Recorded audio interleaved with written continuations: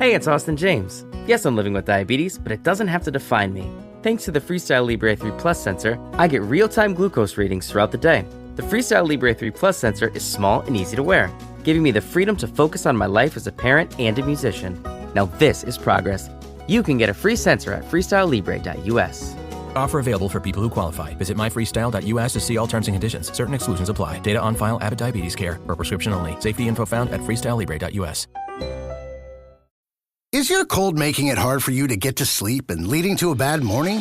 Switch to Mucinex Night Shift for fast, powerful, nighttime multi-symptom cold and flu relief. Mucinex Night Shift fights your worst nighttime symptoms to help you get to sleep and wake up ready to go.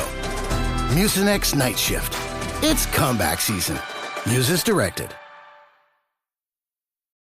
This is Optimal Work Daily, a training program for single tasking and focus, Part 1, by Leo Babauta of ZenHabits.net. If you're a regular reader of this blog, you know that I heartily believe in giving your full focus to one task at a time. Single tasking and focus are at the heart of my productivity method.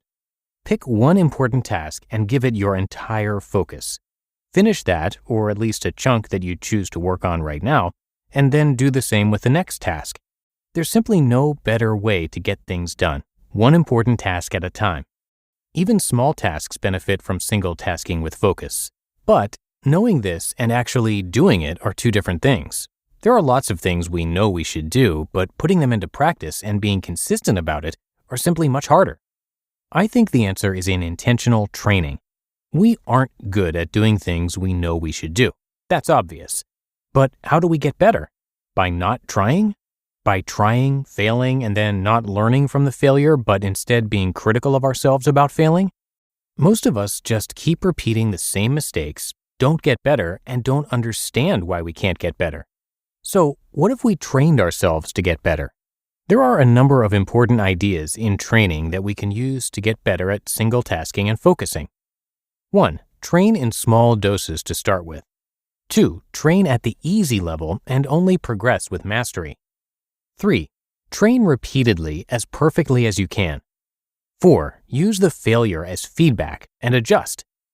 5. Vary the training. 6. Practice regularly instead of allowing yourself to forget. And 7. Focus on micro skills. Instead of training your entire baseball swing, focus on one part at a time. With those ideas, we're going to train ourselves to get better at single tasking with full focus. The focus training method.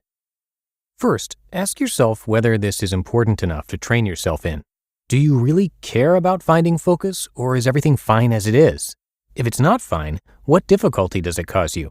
Is it worth it to train yourself to relieve that difficulty? Do you care deeply about this? Remember that as you practice and feel like skipping the training. Now, here's the training method I recommend. 1. Set yourself to train in 5 to 10 minute bursts 2 to 5 times a day, every day. There's a temptation to train for an hour or 30 minutes because 5 to 10 minutes seems silly, but we're not attempting a marathon just yet. We want to train ourselves before we attempt a marathon. So set your practice for 5 to 10 minute intervals of full focus, then 5 minutes of break, then another interval, and so on. Let 2 of these short sessions a day be your minimum, even on weekends or when you're traveling. 2. Train at the easy level. Don't start with hard tasks. If writing your book is such a hard task that you really dread doing it, don't start with that. Or maybe it's doing your taxes or finances, or writing a difficult report or letter. Instead, start with easier tasks that won't cause you to panic or totally dread doing it. You can work your way up to the hard tasks after a week or 2, and when you do, just start in small doses, 5 to 10 minutes. Use any failures as really important feedback for adjustment. If you get distracted or pulled away from the task, that's completely okay. The only failure is the failure to learn from your mistakes. Failure is actually super important for training. If you're not failing, you're probably not pushing yourself into new learning.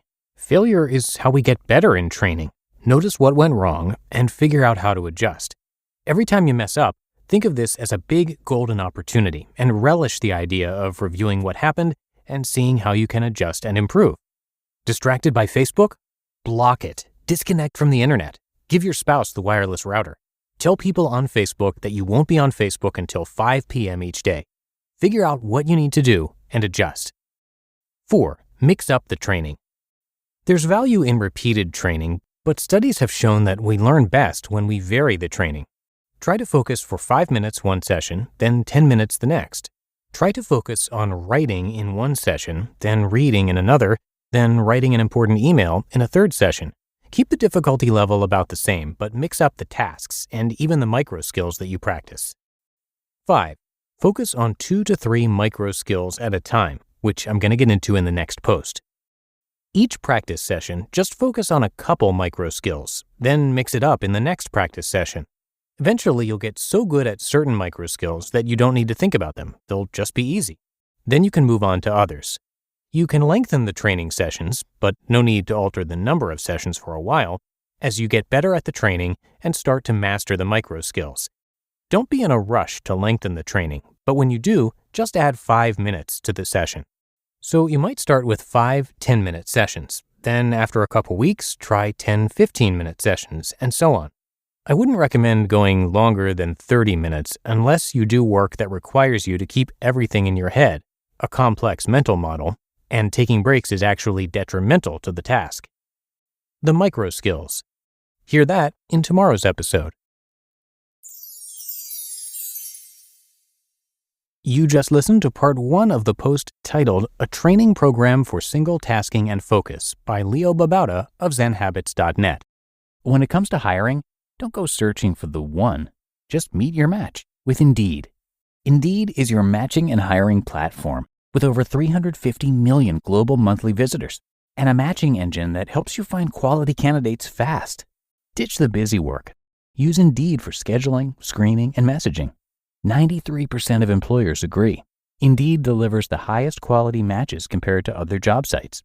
One of the things I love about Indeed is that it filters out incompatible applicants. So when you're hiring, the process is much faster and you only have to consider applicants that are already likely to be a great fit. And listeners of this show will get a $75 sponsored job credit to get your jobs more visibility at Indeed.com/startup. So just go to Indeed.com/startup right now and support our show by saying you heard about Indeed on this podcast. Indeed.com/startup.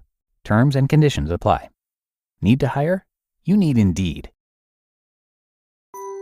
This episode is brought to you by Global X. Since 2008, Global X ETFs has been committed to empowering investors with unexplored, intelligent solutions. Global X specializes in exchange-traded funds that offer exposure to the artificial intelligence ecosystem, including themes like data centers, robotics, semiconductors, and cloud computing. To learn more about Global X's entire suite of ETFs, from covered calls, fixed income, emerging markets, and more, visit globalxetfs.com. And again, we're going to hear the rest of Leo's post in tomorrow's show, so make sure that you're subscribed to this podcast and you'll get that episode automatically. He was actually one of the first authors we started narrating across all of our shows.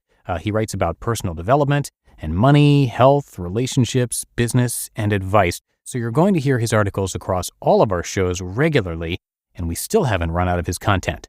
Plus, Leo's a great guy, and he's got a really unique story of being an overweight smoker who decided to go vegan, lost 65 pounds, and became a marathon runner and business owner, all while having 6 kids. He's originally from Guam, but moved to San Francisco in 2010, and you can see him featured in the Netflix documentary Minimalism, a topic he talks about regularly on his blog. So for a lot more, come by ZenHabits.net, and thanks again to Leo for letting us share his work. And that's going to do it for me today. Thank you so much for being a regular listener of this show and any or all of our shows. That's, of course, what keeps us going. So have a great rest of your day, and I'll catch you back here tomorrow for the Sunday show, where I'm going to finish up Leo's post and where your optimal life awaits.